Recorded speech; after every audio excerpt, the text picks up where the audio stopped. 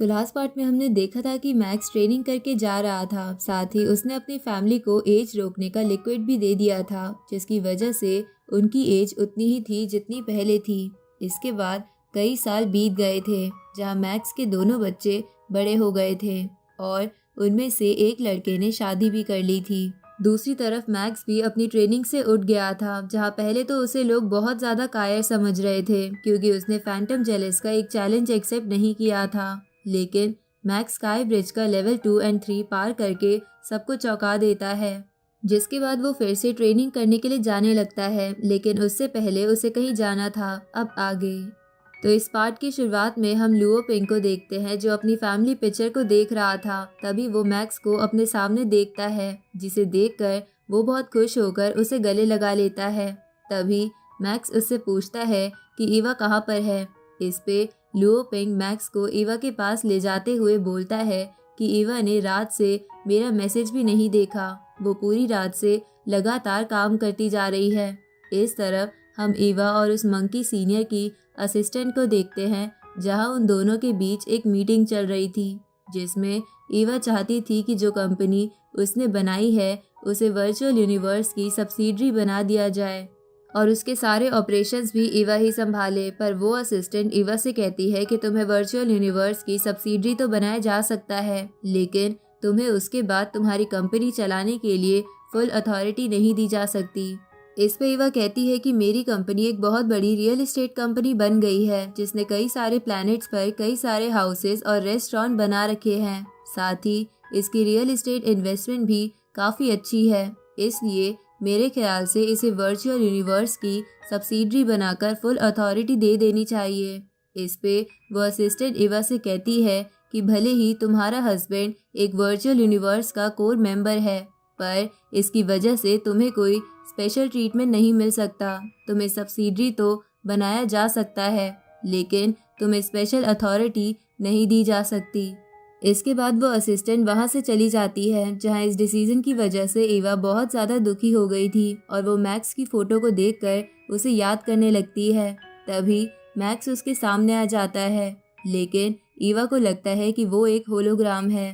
पर जैसे ही ईवा उसे टच करती है तो उसे एहसास होता है कि मैक्स सच में उसके सामने है। ये देखकर ईवा बहुत ज़्यादा इमोशनल हो जाती है और मैक्स को गले लगाकर रोते हुए उससे कहती है कि क्या तुम्हें इतने समय से मेरी याद नहीं आई? तुम मुझसे 30 साल बाद मिलने आए हो। ये सुन के मैक्स ईवा को सॉरी बोलने लगता है। इसके बाद ईवा और मैक्स रात में डिनर करने लगते हैं, जहाँ मैक्स ईवा से कहता है कि अब मैं तुमसे अक्सर मिलने आया करूँगा, लेकिन तुम्हें भी अपना काम छोड़ के थोड़ा आराम करना चाहिए। लेकिन इस पे ईवा मना करने लगती है, क्योंकि वो भी इस कंपनी को बड़ा बनाकर अर्थ की डेवलपमेंट में मदद करना चाहती थी। ये सुन के मैक्स बहुत खुश हो जाता है, जिसके बाद वो दोनों एक क्वालिटी टाइम बिताते हैं, जहाँ ईवा मैक्स से कहती है कि तुम भले ही मिल्की वे गैलेक्सी के ओनर हो, पर मैं कोई आम लड़की बनकर नहीं रहना चाहती। मैं तुम्हारी मिल्की वे गैलेक्सी को चलाने में पूरी मदद करूंगी। आगे वापस मैक्स अपनी जगह पर आ जाता है और कई सारे सीनियर्स के नाम देखने लगता है। तभी बबाता मैक्स से कहती है कि रूल्स के अकॉर्डिंग जो भी लेवल 3 ऑफ स्काई ब्रिज को पार कर लेता है वो किसी भी एक सीनियर से अपनी क्लासेस ले सकता है और उससे ट्रेनिंग ले सकता है, लेकिन इसके लिए उसे उस सीनियर का स्टूडेंट बनना होगा और स्टूडेंट बनने के लिए उस कल्टीवेटर को उस सीनियर की एक नॉर्मल क्लास में जाना होगा, जिसके बाद ही वो उस सीनियर से स्टूडेंट बनने का पूछ सकता है। इसके बाद बबाता मैक्स को बताती है कि उसे एक सीनियर की मदद से स्टूडेंट बनने का ऑफर आ रहा है।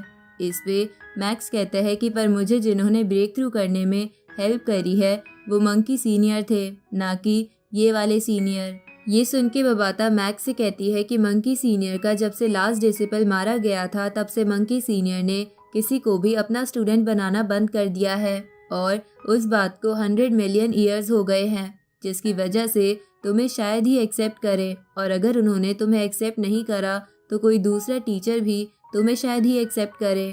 पर मैक्स बबाता की बात नहीं मानता और उस मंकी सीनियर की नॉर्मल क्लास में आ जाता है, जहाँ कई सारे और कल्टीवेटर्स भी नॉर्मल क्लास को अटेंड करने आए हुए थे, जो आपस में बात करने लगते हैं कि मंकी सीनियर ने जिसे अपना लास्ट स्टूडेंट बनाया था वो मंका क्लैन का मेंबर था। जिसके बाद उनके पास कई स्टूडेंट आए, जिनमें से तो एक डोमेन मास्टर पर होने के बावजूद भी स्काई ब्रिज के 9 लेवल पार कर लिए थे। लेकिन फिर भी मंकी सीनियर ने उसे अपना सीनियर नहीं बनाया था। तभी बबाता मैक्स से कहती है कि तुम्हें अपना डिसीजन फिर से एक बार रिव्यू कर लेना चाहिए। क्या तुम सच में इस सीनियर के स्टूडेंट बनना चाहते हो? पर मैक्स कुछ भी नहीं बोलता। तभी वो मंकी सीनियर उस क्लास में आ जाते हैं और तुरंत ही टेलीपोर्टेशन का इस्तेमाल करके अपनी चेयर पर बैठ जाते हैं, जहां ये टेलीपोर्टेशन देखकर मैक्स बहुत ज़्यादा हैरान हो जाता है, क्योंकि उसने ऐसा अमेजिंग टेलीपोर्टेशन पहली बार देखा था। इसके बाद वो मंकी सीनियर उस पिलर की पहली पेंटिंग के बारे में समझाने लगते हैं, जिसे देखकर मैक्स अपने मन में सोचता है कि अब मैं ये पेंटिंग को अच्छी तरह समझता हूँ। लेकिन इसमें भी इस मंकी सीनियर का हाथ है, क्योंकि पहले तो मैं स्काई ब्रिज का पहला लेवल भी पार नहीं कर पाता था, लेकिन मंकी सीनियर की वजह से मैंने ब्लड फ्लो परचेज करा और उसके बाद मैं इतनी आगे पहुंच गया हूँ। अब थोड़ी देर बाद और लेक्चर देने के बाद मंकी सीनियर क्लास को एंड कर देते हैं, जिसके बाद स्टूडेंट्स रूम से बाहर जाने लगते हैं। लेकिन मैक्स मंकी सीनियर की तरफ जा रहा था। ये देखकर कुछ स्टूडेंट बातें करने लगते हैं कि क्या ये लड़का मंकी सीनियर का स्टूडेंट बनने जा रहा है, पर क्या इसे पता नहीं कि मंकी सीनियर इसे अपना स्टूडेंट बनाने से मना कर देंगे। अब मैक्स मंकी सीनियर के पास जाकर उन्हें रिस्पेक्ट देता है, जिसे देखकर सब समझ जाते हैं कि हाँ, सच में मैक्स उनका स्टूडेंट बनने के लिए यहाँ आया है। तभी मैक्स मंकी सीनियर से कहता है कि मैं आपका स्टूडेंट बनना चाहता हूँ। ये सुन के सभी लोग हंसने लगते हैं, पर उसी वक्त मंकी सीनियर खड़े होकर कहते हैं कि मैंने 10,000 साल से अपना कोई स्टूडेंट नहीं चुना है और अब वक्त आ गया है कि मैं अपना एक स्टूडेंट चुनूं। इसलिए मैं मैक्स को आज से अपना स्टूडेंट बनाता हूँ। ये देखकर वहाँ खड़े सभी कल्टीवेटर्स चौंक जाते हैं, साथ ही बबाता भी बहुत ज़्यादा खुश हो जाती है। तभी मंकी सीनियर मैक्स से कहते हैं कि स्काई ब्रिज की रैंकिंग में अभी बोलन सबसे आगे है। क्या तुम्हें यकीन है कि तुम उससे कम्पीट कर पाओगे? इस पे मैक्स जोर से हाँ करता है। इस तरफ हम एवा और लुओ पिंग को देखते हैं, जहाँ लुओ पिंग एवा से पूछता है कि क्या सच में वर्चुअल यूनिवर्स की सब्सिडरी बनना इतना मुश्किल है, जो वो लोग हमें कोई भी मौका नहीं देना चाहते। पर तभी लुओ पिंग देखता है कि उसे एक मेल आया है, जिसमें लिखा है कि वर्चुअल यूनिवर्स कंपनी एवा की कंपनी को उनकी 3rd लेवल की सब्सिडरी बनाने को तैयार है। ये सुन के लुओ पिंग बहुत ज़्यादा खुश हो जाता है। इस पे एवा कहती है कि 3rd लेवल सब्सिडरी बनना कोई इतनी खास बात नहीं है, हमें 2nd लेवल की सब्सिडरी बनना होगा, क्योंकि वर्चुअल यूनिवर्स कंपनी सिर्फ 2nd और 1st लेवल की सब्सिडरीज को ही अपना ज़्यादा सपोर्ट प्रोवाइड करती है। इस पे लुओ पिंग कहते हैं कि लेकिन 2nd लेवल की सब्सिडरी बनने के लिए हमारी कंपनी की वैल्यूएशन इतनी होनी चाहिए कि उससे हम 1000 अर्थ को भी खरीद सके। ये सुन के एवा कहती है कि हम इतने आगे आ गए, हमें और मेहनत करनी होगी और हम जल्द ही वहाँ तक भी पहुँच जाएंगे। आगे मैक्स अपनी ट्रेनिंग मंकी सीनियर के साथ स्टार्ट कर देता है, जहाँ मंकी सीनियर उसे स्पेस ओरिजिन के बारे में समझाने लगता है। साथ ही दूसरी तरफ एवा भी कई एडवांस क्लैन से टेक्नोलॉजी बाय करके अर्थ को और डेवलप बनाने लगती है, जहां अर्थ के रिसोर्सेज को अच्छी तरह बिना एनवायरनमेंट को हार्म करे निकालना भी अब इंसानों ने सीख लिया था। साथ ही अर्थ की पॉपुलेशन भी अब बहुत ज़्यादा बढ़ गई थी और अब अर्थ का इकलौता थ्रेट बस वो इंसेक्ट लैंड रह गया था। साथ ही अर्थ की मिलिट्री भी बहुत ज़्यादा स्ट्रॉन्ग हो गई थी और अब इतने मिलिट्री के लोग भी मारे नहीं जाते थे। ऊपर से मास्टर हॉन्ग के तीनों गार्ड्स ने मार्स की ग्रेविटी को भी स्टेबल कर दिया था, जिसकी वजह से अब मार्स पर भी ह्यूमन सिविलाइजेशन बसाना पॉसिबल हो गया था एंड मून पर क्रॉप्स को उगाने का काम चल रहा था। साथ ही क्योंकि अब मैक्स अर्थ को खुद ही प्रोटेक्ट कर सकता था, इसलिए मैक्स ने उसके जितने भी स्लेव्स थे उसमें से कईयों की बायो चिप्स निकाल दी थी, ताकि वो लोग वापस अपने क्लैन जा सके। लेकिन उनमें से कुछ स्लेव्स अर्थ पर ही रुक जाते हैं और इंसानों के साथ अपनी फैमिली बसा लेते हैं। अब धीरे धीरे ऐसे ही 30 साल बीत जाते हैं, जहां मास्टर ली शेंग अब स्टार लेवल 9 पर पहुंच गए थे और वो जल्द ही यूनिवर्स लेवल पर ब्रेक थ्रू करने वाले थे। दूसरी तरफ मास्टर हॉन्ग के बारे में ज़्यादा खबर तो नहीं थी, पर वो अक्सर अपने गार्ड्स को लेटर भेजा करते थे, इधर मैक्स भी अब अपने मंकी सीनियर से काफ़ी ज़्यादा सीख गया था, जिसके कारण अब वो मंकी सीनियर का फर्स्ट अटैक आराम से झेल पा रहा था। साथ ही उसने स्काई ब्रिज का लेवल 4 भी क्रॉस कर लिया था। लेकिन उसके ऐसा करते ही बोलन स्काई ब्रिज लेवल का 5th लेवल पार कर लेता है। इसलिए मैक्स भी थोड़े दिनों बाद स्काई ब्रिज का लेवल 5 पार करने के लिए आ जाता है, जहां वो अपने अपोनेंट के सामने अपने गोल्डन आर्मामेंट की 4th फॉर्म को बाहर निकालता है। लेकिन उसके अपोनेंट के पास उस गोल्डन आर्मामेंट की 5th फॉर्म थी। ये देखकर मैक्स उस अपोनेंट पर वार करते हुए कहता है कि भले ही ये 5th फॉर्म कितने भी स्ट्रांग हो, लेकिन एक बंदे को इस फॉर्म को अच्छे से कंट्रोल करना भी आना चाहिए। इसलिए मैं 4th फॉर्म से भी जीत जाऊंगा।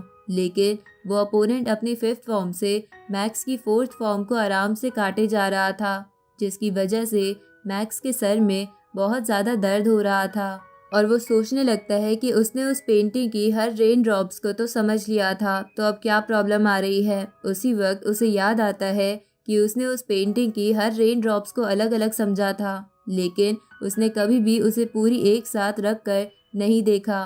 तभी वो उन रेन ड्रॉप्स को एक साथ रख कर देखता है और उसे पता चलता है कि वो अपनी इस 4th फॉर्म के साथ एक डोमेन का इस्तेमाल कर सकता है।